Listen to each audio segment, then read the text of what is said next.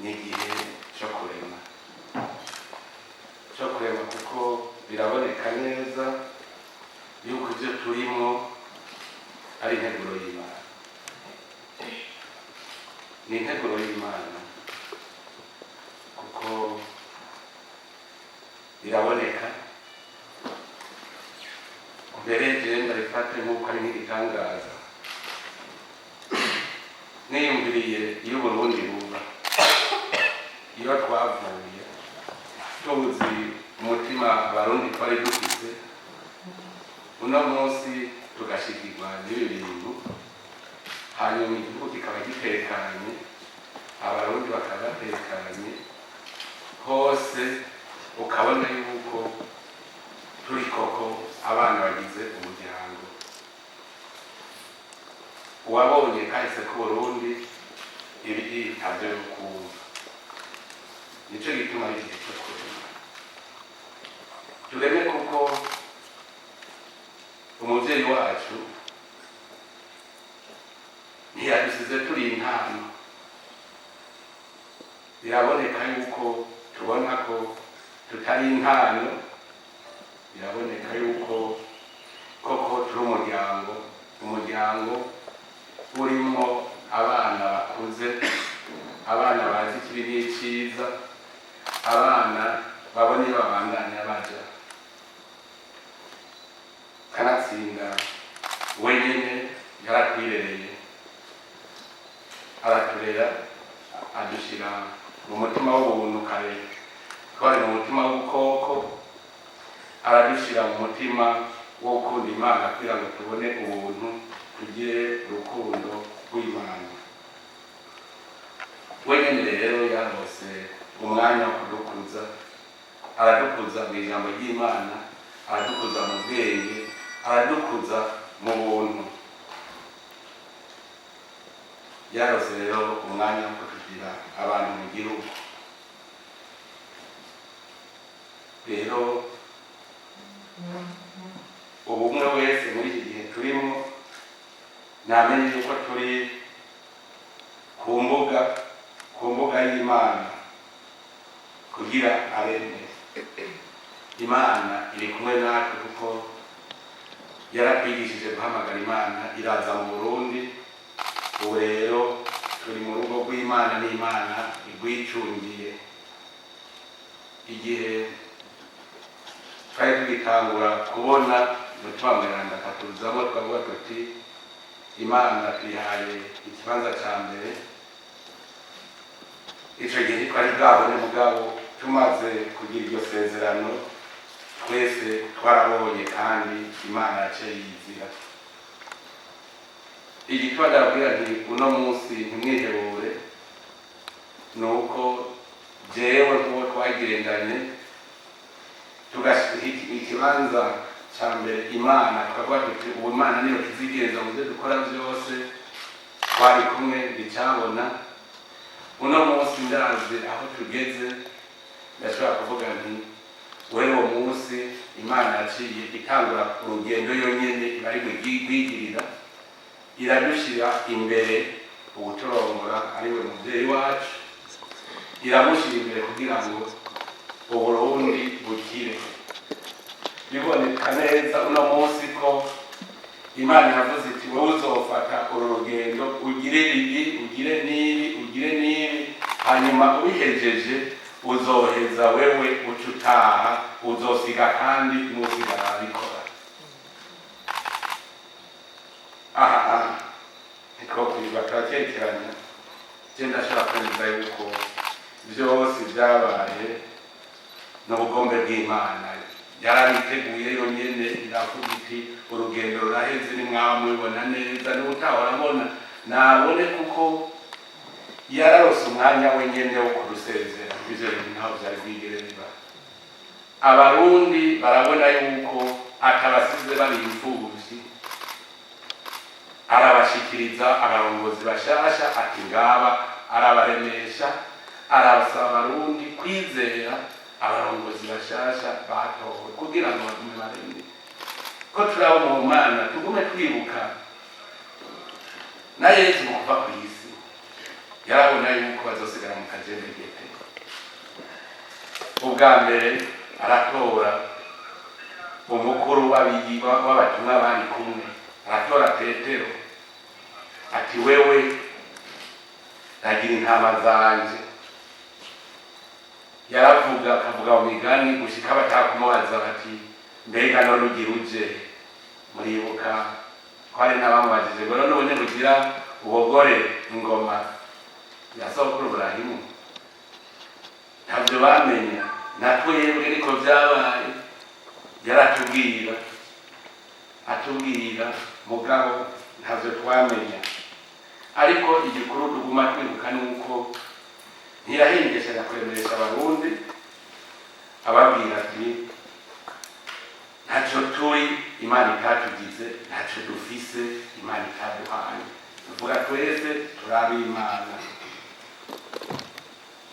Yesu nawe nyene igihe yariko arategura kugenda yavuze ati sindabasize mwenyene, nzobandikira umuhoza mutima mweranda.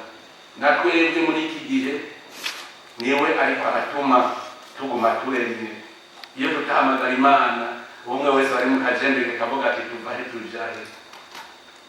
Nico gituma ibi ndababwira yuko ivyo turimo n'ubugombe bw'Imana. Ari ubugombe bw'Imana rero ntidushobora kubiharira, kuko dusomye no mu ijambo ry'Imana muribuka Paulo ariko arabwira Abanyaroma ati nta n'umwe muri twebwe ariko kubwiwe, kandi nta n'umwe apfa kubwiwe. Turiho tubaho kubw'Imana kubw'umukama, niyo dupfuye dupfa kubw'umukama. Tubaho rero canke dupfa tuguma turaho umukama. Murumva yuko uno munsi ari uwapfuye ari uriho twese turabo umukama, kubera we tuguma turi kumwe. Aha twebwe tubona dufise amaganya kubw'umubiri, ariko ni igihe cyo gusenga cyane kugira ngo ntitugwe mu nyoshano. Uno munsi turi kumwe n'umuvyeyi wacu kubw'Imana. Imana nidufata kuko ni Imana y'abariho, ni Imana y'abayitavye. Jewe ndarema cyane ko turi kumwe, kuko muribuka ibyo turafatira ku bimenyetso bimwe bimwe. Yesu igihe yajyana na Yohana na Petero gusenga ku musozi, murazi ko Musa na Eliya bamwiyeretse barababona. Murumva ko Musa ari mu ijuru kandi Imana iramutuma. Natwe Musa wacu murazi ibyiza yakoze, umuvyeyi wacu ku byiza yakoreye i Burundi, akadushira mu Mana, akatwigisha Imana, ikaha Imana izi Burundi. Uno munsi bari kumwe, ejo muzobona ari we Imana ituma kuza kuturemesha. Dusigaranye kizigenza, ntituri imfuvyi nabibabwiye, kuko byose yasize abitubwiye. Abari bari Gitega barabizi. Igitega mbere novuga ko ari wo munsi yaduseze. Nta muntu yohani amajambo yavuze nimusubire muriyumvire, gushikaho anavuga ati aha turabimitse. Nuko yaraheje kuvuga ati jewe ndahejeje. Nimwamwibuka hariho akajambo yavuze ngo mambo kurishi. Murasaba Imana tuze turaheza gutyo mu mutima mwiza, ngo ntituzosubira.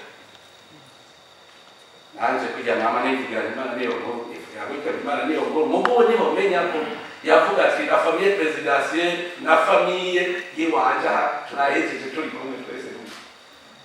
Yarose umwanya, jewe nababwira yuko yarose umwanya turayaga n'ingene igihugu twogitunganya ku ntambwe tugezeko.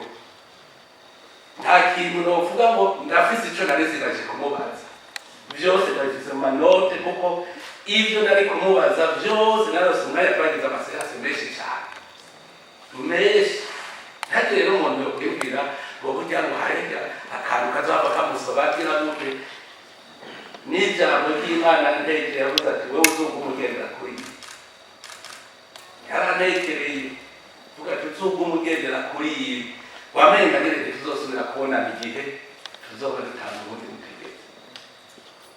Mumva ndafise ivyo ngendera ko yambwira ati aha ngwe hari ngaha aha akuhakosora gutya. Muribuka n'ivyo yaguma avuga ati ndazi ko hari ingorane zishaka kumuraka ingorane hari izazosanga nahejeje, agashiraho umugwi urereka ibibi biriko bikorwa ubu mu ntwaro kugira ngo koko hatanga uburongozi bushasha budagiye ku musenyi buri ku mushinge.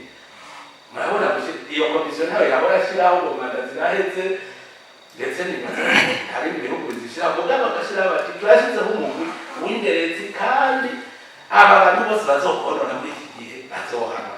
Hariya bituraze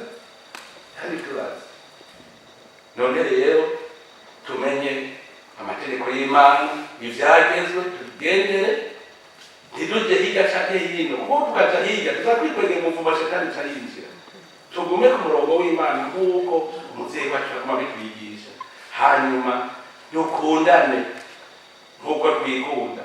Aba bariko bararondera ibintu bizibura imitima y'abantu, barondera ibintu duhuha kugira bazibura imitima y'abantu, bajya niba bariko babigira neza.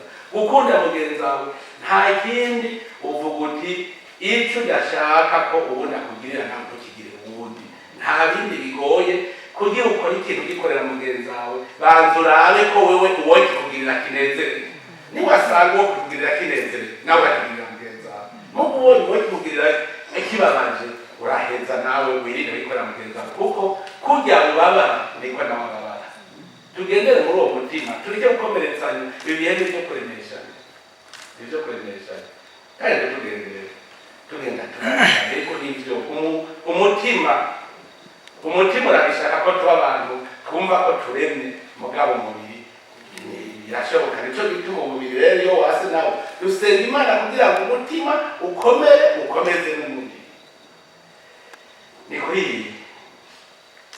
iyo ndemesho nagomba guherezako nguma nshimira cyane cyane abarundi ko tuzi kwigumya, ko twamaze kugira umuryango, tukamenya ko turi kumwe twese, dufatane mu nda, twigumye, ibindi byose Imana niyo ibibona. Ariko dukomeze gusenga, ntidupirigane gusenga, kuko ujya mwanya uretse gusenga niwo mwanya connection hagati ya wewe n'Imana ibicitse. Imana rero ikurondeye muri rezo ikakubura, shetani nayo ikigutwara. Nico gituma mukomeze gusenga cyane kugira ngo tugumane connection n'Imana.